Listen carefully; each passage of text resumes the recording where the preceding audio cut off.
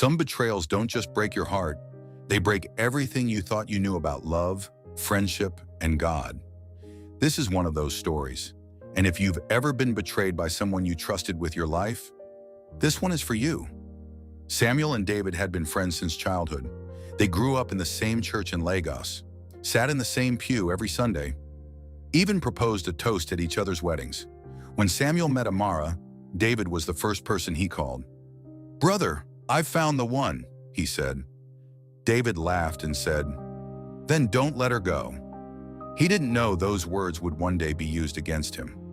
Samuel and Amara built a life together, a modest apartment in Accra, 2 children, morning prayers, Sunday dinners. From the outside, it looked like God had smiled on them, but heaven always sees what humans hide. It started slowly. Amara became distant. The morning prayers stopped. The Sunday dinners grew quiet. Samuel worked longer hours to provide more. He thought that was enough. He didn't notice that while he was building a future, someone was dismantling his present.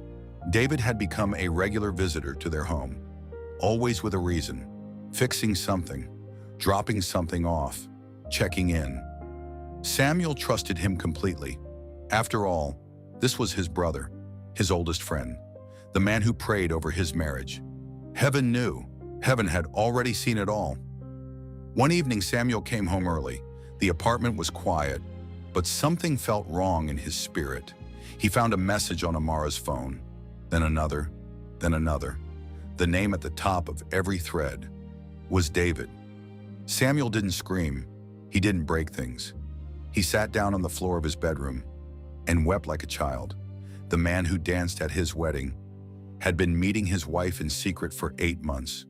2 people he loved most in this world had looked him in the eye every single day and lied. Samuel left the apartment that night. He stopped going to church. He stopped praying. He told God, "If you saw this coming, why didn't you stop it?"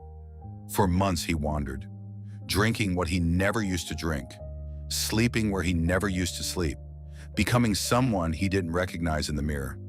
But even in the wilderness, God didn't leave.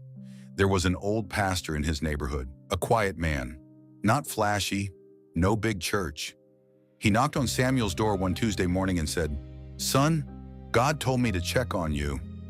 Samuel broke down at the door. The pastor prayed with Samuel every morning for 30 days. No cameras, no congregation, just 2 men and God. Slowly, Samuel came back to himself. He filed for divorce with peace in his heart, not bitterness. He forgave David, not for David's sake, but for his own freedom. And he began to rebuild. He started a small business. Then it grew. Then it grew again. 3 years later, Samuel remarried. A woman who had also walked through fire, who understood what it meant to be broken and restored. On their wedding day, someone asked him, "How did you survive it?"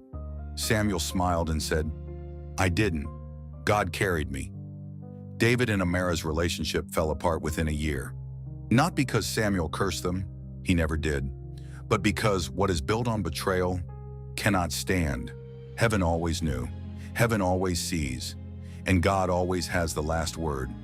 If this story touched you, share it with someone who needs to know that their pain is not the end. Subscribe to Heaven Knew First, because some stories can only be understood when you know God saw it before you did.